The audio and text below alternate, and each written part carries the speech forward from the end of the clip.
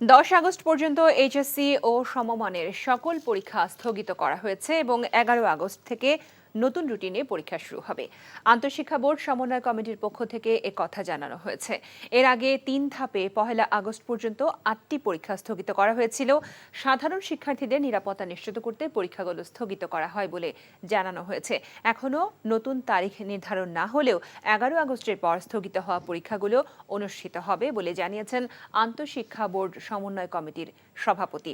দেশের সার্বিক পরিস্থিতি বিবেচনায় এর আগে প্রথমে 18 জুলাই, তারপর 21, 23 ও 25 জুলাই এবং সবশেষ 1 আগস্ট পর্যন্ত এইচএসসি ও সমমানের পরীক্ষা স্থগিত করেছিল আন্তঃশিক্ষা বোর্ড সমন্বয় কমিটি।